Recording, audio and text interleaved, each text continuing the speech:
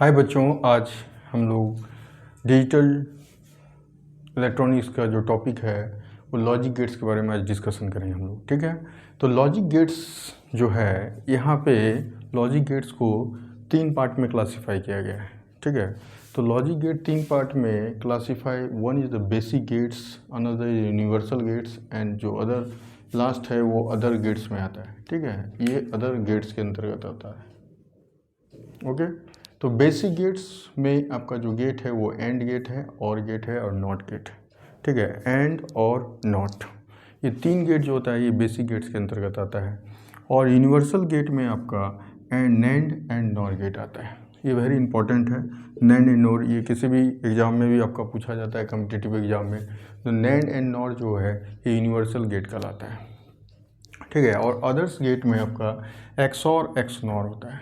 ठीक है, तो ये सारे देखिए, ये फंडामेंटल यानी बेसिक गेट्स के हेल्प से ही, जैसे नैंड जो बना है इसमें क्या हुआ है, देखिए नैंड जो बना है ये एंड यहाँ तक है, इसमें नॉट गेट लगा दिया गया, एंड से यहाँ नॉट गेट है तो जिसके कारण नैंड गेट फॉर्म कर रहा है। यहाँ देखिए ये और गेट है, इसमें नॉट लगा देंगे तो ये नॉर बन जाएगा। ठीक है, यहाँ एक्स और एक्स नॉर, तो सभी का हम लोग देखेंगे डायग्राम।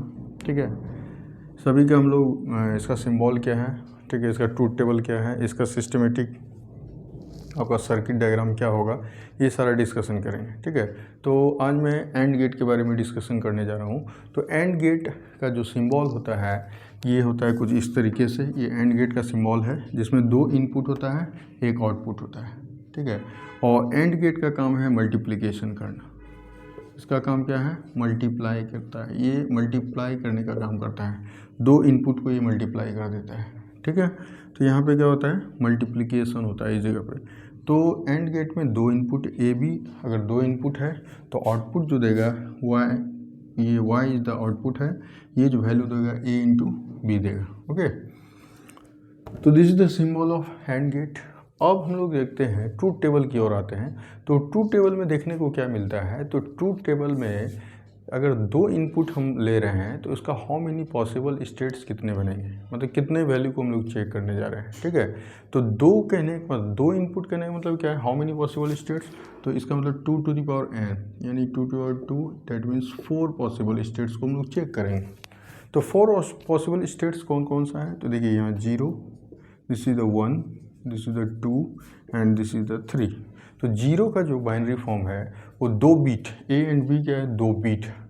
तो 0 का बाइनरी फॉर्म 0 0 होता है, 1 का बाइनरी फॉर्म 0 1 होता है, 2 का बाइनरी फॉर्म 1 0 होता है, और 3 का बाइनरी फॉर्म 1 1 होता है। अगर आपको और आसानी से, आपको मान लो किसी को प्रॉब्लम है तो आप क्या करो, सिंपल से 8421 BCD कोड सेगमेंट यूज करके आप आसानी से, जैसे 2 बिट का लेना है तो 0 के लिए क्या होगा, 0 के लिए तो 2 बिट में 0 0 ही होगा। 1 का अगर लेना है तो 1 कहाँ पे लेंगे, तो यहाँ पे, और बाकी 2 बिट लेना है तो 0 1 हो गया, एक 0 लगा दिया हमने।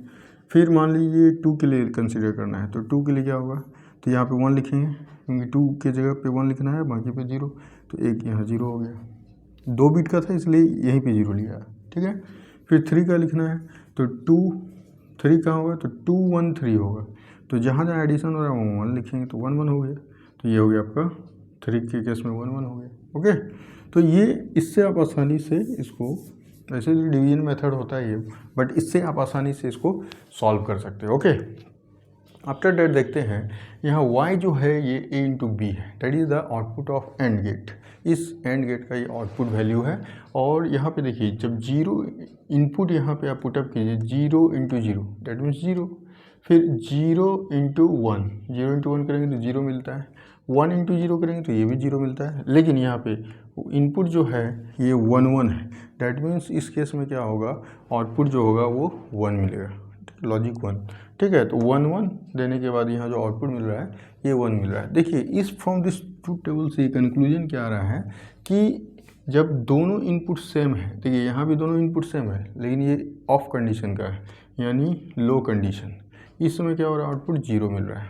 ठीक है, यहाँ भी इनपुट सेम है लेकिन यहाँ पे क्या हो रहा है, ऑन हो रहा है। ठीक है, यहाँ पे क्या हो रहा है, ये ऑन हो रहा है, ऑन स्टेट में जा रहा है। डैट मीन्स अगर इनपुट मतलब लॉजिक मतलब यहाँ पे 1 1 अगर देते हैं ए और बी का वैल्यू, तो आउटपुट आपको क्या मिलता है, यहाँ पे 1 मिलता है। ओके, और यहाँ पे देखिए इसका अब अनदर केस में हम लोग इसके स्विचिंग सर्किट डायग्राम से समझ सकते हैं कि यहाँ पे अगर मान लीजिए दो स्विच, यही था आपका ए बी, इसको दो स्विच मान लेते हैं, one switch is A and another B is another switch, ठीक है।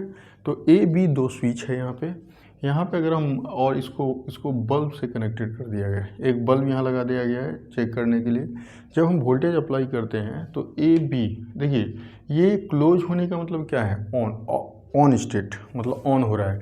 तो ऑन कब हो रहा है, देखिए आप, जब दोनों ये ऑन होगा, दोनों स्विच जब क्लोज्ड होगा मतलब ऑन होगा दोनों स्विच, तभी तो आपका यहाँ करंट फ्लो करेगा। तो जब करंट फ्लो करेगा तो ये बल्ब क्या करेगा, उसमें ग्लो करना स्टार्ट हो जाएगा। ओके, उस समय आपका बल्ब क्या होगा, ग्लो करना स्टार्ट हो जाएगा। कब, जब दोनों ये ऑन स्टेट में होगा तब।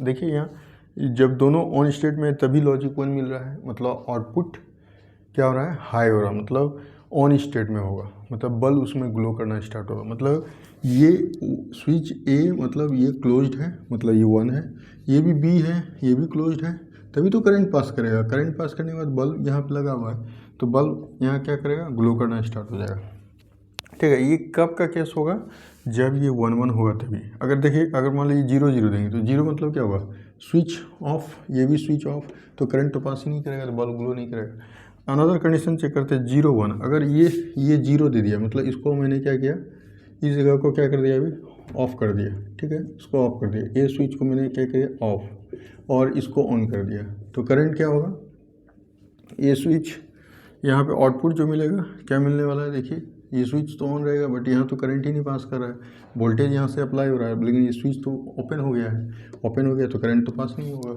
दैट मीन्स बल्ब ग्लो नहीं करेगा इसमें, इसलिए क्या हो रहा है, ये 0 हो रहा है। फिर 1 और 0 जब देंगे तो यहाँ भी वही सेम कंडीशन होगा।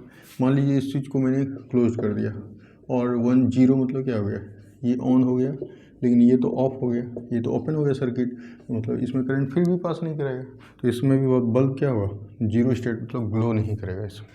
ओके, तो ये आपका ट्रूथ टेबल का एक्सप्लेनेशन था यहाँ पे, इस with the help of this circuit, switching circuit diagram से हम लोगों ने इसको आसानी से सॉल्व कर लिया, ठीक है। तो एंड गेट का आज का वीडियो इतना ही था, ठीक है। नेक्स्ट में हम अनदर गेट्स वीडियो में, अनदर गेट्स की वीडियो मतलब लेके आऊँगा। Okay, thank you.